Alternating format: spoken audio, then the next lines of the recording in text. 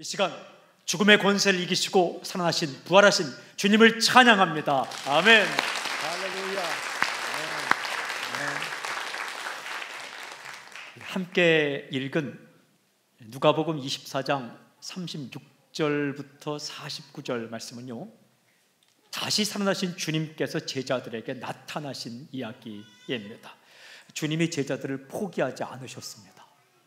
다시 만나 주십니다. 근데 부활하신 주님의 행동을 이렇게 기록하며 시작을 하더라고요. 36절 말씀을 보십시오. 함께 읽겠습니다. 시작. 이 말을 할 때에 예수께서 친히 그들 가운데 서서 이르시되 너희에게 평강이 있을지어다 하시니, 눈에 띄는 표현이 하나 있어요. 예수께서 친히 그들 가운데 서서, 예수님이 그들 가운데 서 계셨습니다.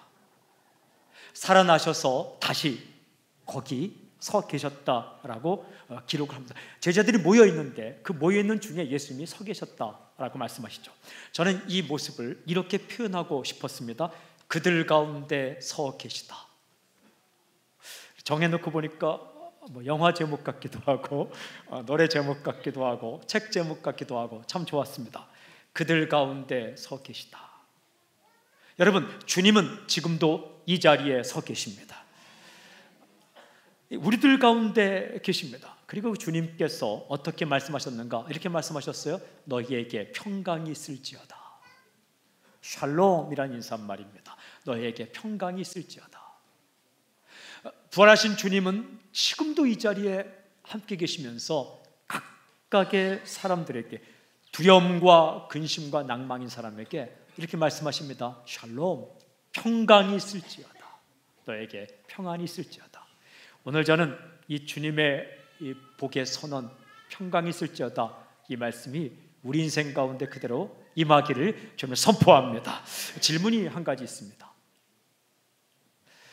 이때 제자들의 상태는 어떠했을까? 부활하신 주님께서 그들 가운데 찾아왔을 때 제자들의 상태는 어땠을까? 한마디로 상태가 안 좋습니다. 상태가 그리 좋지 않아요. 그들의 모습을 누가는 아주 정확하게 전해줍니다. 37절 38절 함께 읽어볼까요? 시작. 그들이 놀라고 무서워하여 그 보는 것을 영으로 생각하는지라 예수께서 이르시되 어찌하여 두려워하며 어찌하여 마음에 의심이 일어나느냐. 이 말씀 보면 완전하지 않습니다. 부족함 투성이에요. 그들의 상태를 보여주는 표현이 나옵니다. 이렇게 기록되어 있어요. 그들이 놀라고 무서워하여. 그러니까 예수님이 살아난다는 그 말씀을 믿지 않았거든요. 다른 사람이 와서 살아나신 주님을 만났다는 이야기도 믿지 않으니까 주님이 나타나셨을 때 놀라고 무서워하였다라고 기록하고 있습니다. 이들을 향해서 예수님이 이런 말씀하셨어요. 더욱 확실하게 제자들의 상태를 알 수 있는데 주님이 하신 말씀, 어찌하여 두려워하며 어찌하여 마음에 의심이 일어나는가.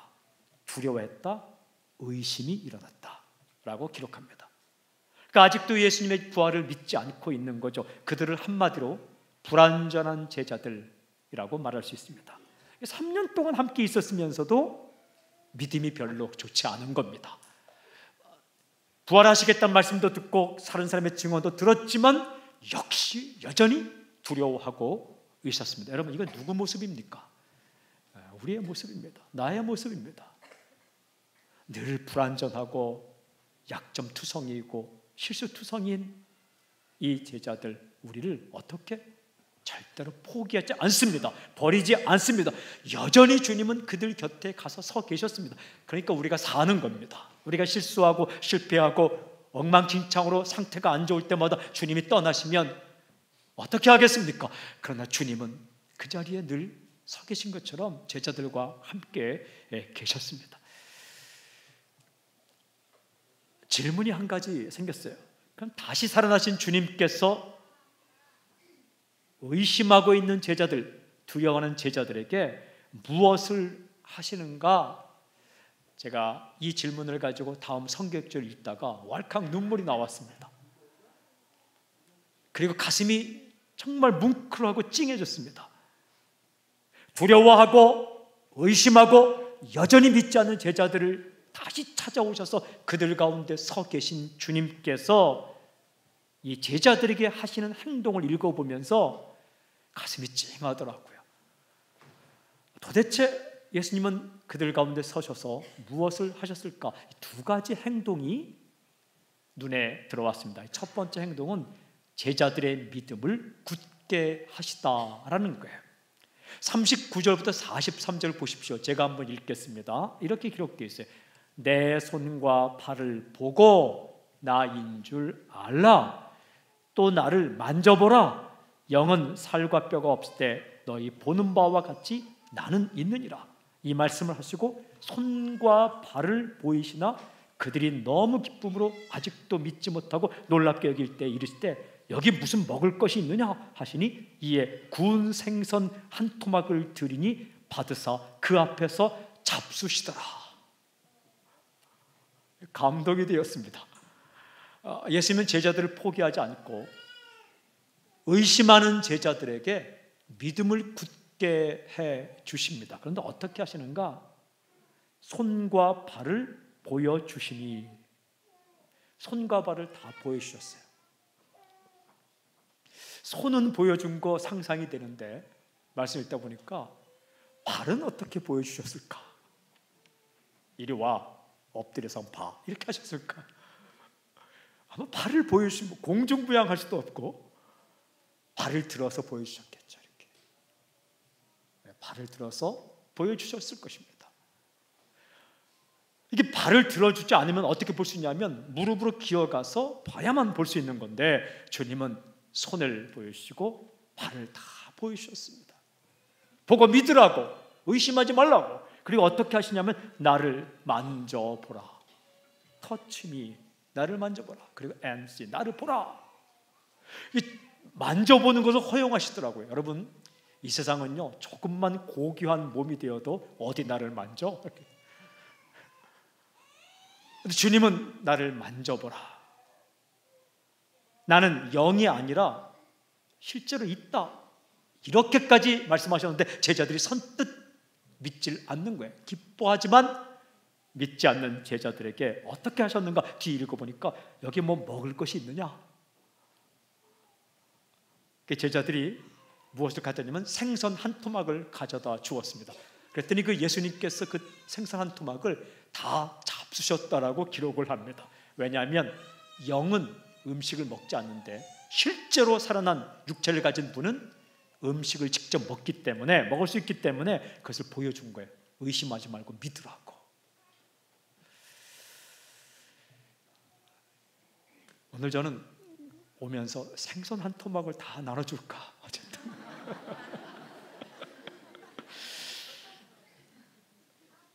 저는 이 성경 말씀을 읽는데 참 감동이 되었습니다. 주님의 마음을 느낄 수가 있었습니다. 제자들이 두려워하고 특별히 의심하고 있으니까 믿음을 굳세게 하기 위해서 주님이 손 보여주셨습니다. 발 보여주셨습니다. 발을 들어서 보여주신 거예요. 그리고 나를 만져보라고, 가까이 오라고. 그래, 멀쩡하게 서 있지 말고 가까이 오라고, 나를 만져보고 나를 보라고. 세상 사람은요 조금만 지위가 높아도 많이 쳐다보지 못하게 합니다. 어딜 봐? 이런 말은 써도 되는지 모르겠지만 고등학교에서 선배 빤히 못 봅니다. 눈 깔아. 주님은 나를 보라고, 만져보라고, 뭐 먹을 거 있냐고. 생선 한 토막을 가져다 드리니까 그걸 다 드시면서 나를 의심하지 말라고 말씀하셨습니다. 왜 이렇게 하셨을까? 제자들이 두려워하지 않도록, 의심하지 않도록 그렇게 하셨습니다. 예수님은 제자들이 굳센 믿음을 가지기를 원하셨습니다. 그들의 믿음을 굳게 하셨습니다. 그날 그 자리에 있었던 사람 가운데 베드로와 요한이 있었어요. 이 베드로와 요한은 훗날 사랑하는 형제들에게 편지를 씁니다. 그게 베드로전서, 베드로후서이고 또 요한 1서, 2서, 3서입니다. 이 편지를 읽어보니까 이 베드로와 요한이 훗날 사랑하는 형제자매들에게 편지를 쓰면서 무엇을 강조하는가? 믿음을 강조하고 있었습니다. 베드로전서 1장 7절 이렇게 기록되어 있었어요. 너희 믿음의 확실함은 불러 연단하여도 없어질 금보다 더 귀하여 예수 그리스도께서 나타나실 때에 칭찬과 영광과 존귀를 얻게 할 것이라. 믿음의 확실함이 금보다 더 귀한 것이다. 주님이 나타나실 때 무엇을 칭찬하시는가? 믿음을 칭찬하신다 라고 기록하고 있습니다. 또한 요한일서 5장 4절에 무릇 하나님께로부터 난 자마다 세상을 이기느니라. 세상을 이기는 승리는 이것이니 우리의 믿음이니라 라고 증거하고 있었습니다. 믿음이 중요하다는 겁니다. 우리 주님께서 부활하셔서 우리에게 오셨을 때에 무엇을 하셨는가? 우리 믿음을 굳세게 하기 위해서, 의심하지 않도록 하기 위해서 이렇게 하셨다라고 베드로는 증거하고 요한은 증거하고 있습니다. 그렇습니다. 부활하신 예수님은 제자들의 믿음을 굳게 하셨습니다. 그 살아나신 주님께서 어디 계시다고요? 지금 이 자리에 우리와 함께 계십니다. 무엇을 하고 계시는가? 당신의 믿음을 굳게 하고 계십니다. 어떤 방법으로 믿음을 굳게 하실까? 여러분, 믿음 좋은 사람 보내주셔서 믿음을 굳게 하십니다. 믿음 좋은 아내 만난 거 복으로 알길 바랍니다. 믿음 좋은 남편을 만나면 복으로 알길 바랍니다. 믿음 좋은 친구가 옆에 있으면 복으로 알길 바랍니다. 여러분, 여행을 재미있게 하려면 여행을 즐기는 사람과 함께 가야 됩니다. 밥을 맛있게 먹으려면 밥을 맛있게 먹는 사람과 함께 밥 먹어야 합니다. 믿음이 좋아지려면 믿음 좋은 사람과 함께 있어야 합니다. 아유, 믿음 좋은 너와 함께 있어서 괜히 죄도 편히 못 져보고, 이게 아닙니다. 이 믿음 좋은 사람을 보내주셔서 주님께서 우리의 믿음을 굳게 하십니다. 부활하신 주님께서 우리에게 눈에 보이게 나타나고 그렇진 않지만 선물을, 믿음 좋은 사람을 보내주십니다. 그리고 때로는 믿음으로 나아갔을 때 문제가 해결되는, 사건이 해결되는 경험을 하게 하셔서 믿음을 좋게 만들어 주십니다. 때로는 말씀을 읽을 때에, 때로는 기도할 때에 두려움이 사라지고 믿음이 오는 것을 경험하게 되면서 우리 믿음은 차곡차곡 쌓이게 되는 거죠. 우리가 두렵고 힘들 때 주님은 떠나지 않습니다. 우리가 의심할 때 주님은 우리를 포기하지 않습니다. 그때마다 그들 가운데 서 계셨던 주님처럼 당신 곁에 서서 당신의 믿음을 굳게 해 주십니다. 사랑하는 여러분, 그날 부활하신 주님께서 제자들 가운데 서셔서 제자들의 믿음을 굳게 하신 것처럼 오늘도 당신의 믿음을 굳게 하셔서 오늘 당신의 믿음이 확실해지고 굳세지는 놀라운 역사길 주님을 선포합니다. 어떻게 하면 믿음이 굳세지는가? 여러분, 헛것을 보지 말고 진짜를 볼 수 있기를 바랍니다. 진짜가 무엇입니까? 주님이 당신 곁에 계시다는 겁니다. 문제가 내 곁에 있는 게 아니고 그 문제보다 크신 주님이 지금 내 곁에 계시고 나를 붙들고 있다는 겁니다. 굳세 믿음, 그 믿음을 굳게 하시며 주님께서 계셨습니다. 두 번째, 무엇을 하시며 주님이, 부활하신 주님께서 그들 가운데 서 계셨을까? 두 번째는 제자들을 증인으로 세우시다 하는 거예요. 이어지는 9절 48절은 이런 말씀이 있습니다. 48절을 함께 읽겠습니다. 시작. 너희는 이 모든 일의 증인이라. 제자들을 증인으로 세우시고 계셨습니다. 증인이 뭐냐? 보고 들은 것을 목숨 걸고 말하는 사람. 증인이란 말과 순교자는 말이 똑같더라고요.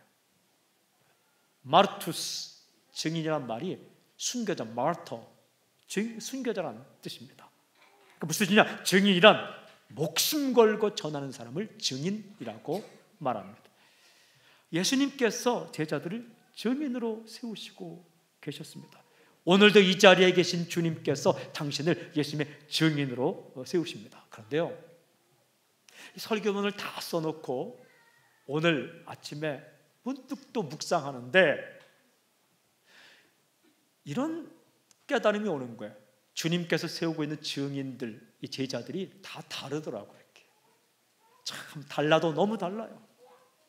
출신도 다르고 성격도 다르고 여러 성격의 사람을 증인으로 세우고 계셨습니다. 그래요, 달라요. 이렇게 우리 이 자리에 다 모여있지만 여러분 다 달라요. 그러니까 당신의 가치가 있는 겁니다. 다른 사람과 비교해서 나는 못한 게 아니라 당신만이 만날 수 있는 사람, 당신만이 할 수 있는 이야기, 당신만이 전할 수 있는 이야기, 그리고 당신만이 찾아갈 곳이 다 있는 겁니다. 이 정말 다른 제자들, 그러나 완전하지 않은 불완전하지만 실수성인 제자들을 모아놓고 이렇게 말씀하시는 것입니다. 너희는 이 모든 일의 증인이라. 무슨 뜻입니까? 내가 너희를 증인으로 선택했어 라고 말씀하시고 계십니다. 그런데 이 말씀을 더 깊이 묵상하며 너희는 이 모든 일의 증인이라 이 말씀을 묵상하는데 앞과 뒤에, 바로 이 말씀의 앞과 뒤에 마치 샌드위치처럼 증인을 증인되게 하는 두 가지가 기록되어 있었습니다. 교회를 교회되게 하는 두 가지, 증인을 증인되게 하는 두 가지가 기록이 되어 있었습니다. 예수님의 증인이 잊어서는 안 되는 것을 말씀하고 계셨습니다. 그것은 말씀과 성령입니다. 말씀과 성령. 말씀과 성령은 증인을 증인되게 하는 두 가지입니다. 교회를 교회되게 하는 두 가지입니다. 첫째, 예수님은 이제 증인으로 살아갈 제자들에게 말씀을 풀어주고 계셨습니다. 여러분 44절부터 48절 함께 읽을까요? 함께 시작. 또 이르시되 내가 너희와 함께 있을 때에 너희에게 말한 바 곧 모세의 율법과 선자의 글과 시편에 나를 가리켜 기록된 모든 것이 이루어져야 하리라 한 말이 이것이라 하시고 이에 그들의 마음을 열어 성경을 깨닫게 하시고 또 이르시되 이같이 그리스도가 고난을 받고 제3일에 죽은 자 가운데서 살아날 것과 또 그의 이름으로 제사함을 받게 하는 회개가 예루살렘에서 시작하여 모든 족속에게 전파될 것이 기록되었으니 너희는 이 모든 일의 증인이라. 구약의 말씀을 풀어주고 계셨습니다. 마음을 열어서 성경을 깨닫게 하고 계셨습니다. 십자가와 부활 그리고 복음이 전파될 것을 말씀하고 계셨습니다. 근데 이 시간이 정말 귀한 시간이거든요. 부활하신 주님께서 제자들을 만나시면서 그리 많지 않은 시간을 무엇을 위해 할애하셨는가? 말씀을 풀어주는 시간에 많은 시간을 할애하셨습니다. 이 말씀을 읽고 깨닫고 배우고 묵상하는 것은요 시간이 많이 걸립니다. 그냥 예수님께서 일렬로 서 안식기도 하고 잘 살아 하면 간단할 거를 시간이 걸리지만 차근차근 구약 성경을 풀어주셨습니다. 뭘 하더라도 기본기를 다지는 데는 시간이 필요합니다. 어학을 배우더라도 시간이 많이 걸려요.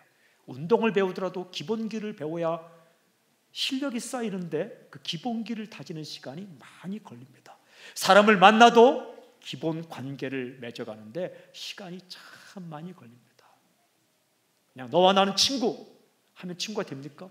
시간이 걸리는 거예요. 주님께서 어디에 시간을 많이 쓰셨는가? 말씀을 풀어주시는데 부활하신 주님께서 시간을 많이 쓰더라고요. 여러분, 증인이 증인다워지는데 교회가 교회다워지고 성도가 진짜 성도다워지는데 빼먹어서는 안 되는 것이 바로 말씀입니다. 사랑하는 여러분, 저는 당신의 인생을 축복합니다. 말씀이 들려지는 은혜가 있기를 주님을 선포합니다.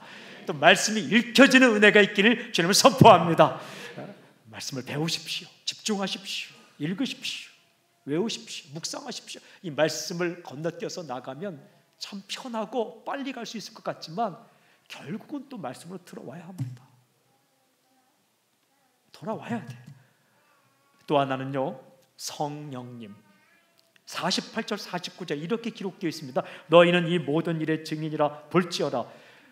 내가 내 아버지께 약속하신 것을 너희에게 보내리니 너희는 위로부터 능력으로 입혀질 때까지 이 성에 머물라 하시니라. 예수님께서 보내주시겠다고 말씀하신 내 아버지께서 약속하신 것은 성령님을 가리킵니다. 성령님이 위로부터 너희에게 임할 때까지 너희는 기다리라. 무슨 뜻입니까? 성령께서 역사하셔야 진짜 증인이 된다라는 말씀입니다. 이 말씀을 사도행전 1장 4절 5절은 누가가 누가복음을 기록했죠. 사도행전을 기록하며 이어서 이렇게 말씀합니다. 사도와 함께 모이사 그들에게 분부하여 이르시되 예루살렘을 떠나지 말고 내게서 들은 바 아버지께서 약속하신 것을 기다리라. 요한은 물로 세례를 베풀었으나 너희는 몇 날이 못되어 성령으로 세례를 받으리라 하셨느니라. 아버지께서 약속하신 것은 성령이다라고 분명히 해석을 하고 있습니다. 또 주님께서 이렇게 말씀하시죠. 사도행전 1장 8절 오직 성령이 너에게 임하시면 너희가 권능을 받고 예루살렘과 온 유대와 사마리아와 땅까지 이르러 내 증인이 되리라 하시니라. 성령이 임하시면 너희가 증인이 되리라 라고 말씀하십니다. 예수님은, 부활하신 예수님께서는 제자들을 증인으로 세우시면서 다른 예식하지 않았습니다. 세리머니 하지 않았습니다. 성령님을 약속하셨습니다. 그리고 그 성령께서 오순절날 오셨습니다. 제자들은 성령의 능력으로 복음을 전합니다. 증인의 역할을 감당합니다. 그 성령님은, 예수님이 보내신 성령님은 지금 당신과 함께 계십니다. 저는 성령님과 친하게 지내는 여러분이 되길 주님을 선포합니다. 우리에게 지성이 있고 의지가 있고 감성이 있어요. 지성, 똑똑함. 이 똑똑한 가운데 사탄이 역사하면 그 똑똑함으로 사람을 죽입니다. 그러나 그 똑똑함 가운데 성령님이 역사하시면 그 지혜로 사람을 살릴 수 있습니다. 감성, 사람은 감성이 있습니다. 때로는 슬프고 때로는 기쁘고 울기도 하고 웃기도 하고, 이 감성이 사라지면 안 됩니다. 눈물 잃어버리면 안 됩니다. 웃음을 잃어버리면 안 됩니다. 근데 이 눈물과 웃음과 이 뭉클한 감성들, 기쁜 감성들에 사탄이 역사하면 사람을 한없이 슬프게 만들고 이상하게 만들어 버립니다. 그러나 성령께서 이 감성 가운데 터치하면 얼마나 기분 좋은 감성이 되는지 모릅니다. 사람을 살립니다. 불쌍히 여기며 눈물을 흘릴 수 있고 기뻐할 수 있고, 의지. 여러분 가운데 어떤 사람은 나는 한 번 결정하면 절대로 안 바꿔. 좋습니다. 바꾸지 마십시오. 그런데요, 한 번 결정한 일이 나쁜 결정이면 그 결정에 사탄이 역사하면 큰일 나는 겁니다. 이 의지 가운데 성령님이 역사하셔서 한 번 결정한 거 바꾸지 않으면 얼마나 아름다운 역사가 일어나는지 모릅니다. 그러니까 우리의 지성과 감성과 의지 가운데 이 성령께서 만져주시고 역사하시면 사람을 살리고 일으키는 증인된 역할을 감당하시죠. 교회는 성령의 능력 안에 있습니다. 우리의 생각과 삶이 성령의 능력 안에 있어야만 여러분 증인의 역할을 감당할 수 있습니다. 내 실력만으로 되는 거 아닙니다. 성령의 능력으로 가능합니다. 내 힘만으로 가능한 거 아닙니다. 성령의 능력으로 가능합니다. 예수님은, 부활하신 예수님께서는 성령을 보내주시고 성령의 능력 안에 있기를 원하셨습니다. 저는 당신의 인생을 축복합니다. 성령 충만할 지어다. 어떻게 성령 충만할 수 있는가? 이 한 가지 잊지 마십시오. 성령님의 이름을 자꾸 부르십시오. 성령님의 이름을 부르며 성령님께 도움을 요청하십시오. 해박한 지식과 엄청난 경험이 없어도 괜찮습니다. 성령님의 이름을 자꾸 언급하십시오. 그리고 성령님 도와달라고 간구하십시오. 성경 읽을 때, 기도할 때, 찬양할 때, 예배드릴 때, 사람 만날 때 그렇게 고백하십시오. 자꾸 귀신을 부르면 귀신이 옵니다. 성령님을 부르면 성령님이 우리 가운데 역사하십니다. 이미 와 계십니다.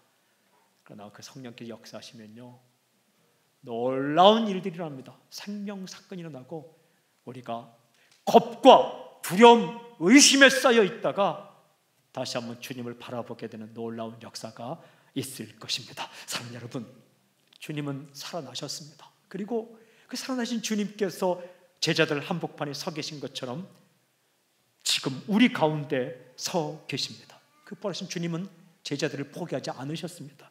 예수님은 당신을 절대로 포기하지 않습니다. 두려워하고 의심하며 부족한 가운데 있을지라도 예수님은 반드시 당신 곁에 서 계십니다. 어떻게? 믿음을 굳게 만들어 주실 것입니다. 그리고 당신을 증인으로 세우셨습니다. 각기 다른 사람들을 증인으로 세우셨습니다. 말씀에 집중하십시오. 그리고 성령 충만을 간구하십시오. 그 부활하신 주님께서 기대했던 것처럼 당신을 만나는 사람마다 주님을 생각하고 주님을 만나고 주님을 알게 되고, 그리고 낭망하고 절망했던 제자들이 주님을 만나며 다시 일어난 것처럼 당신을 만나는 사람들이 오늘 다시 일어나고 살아나는 놀라운 역사의 길을 주님을 선포합니다.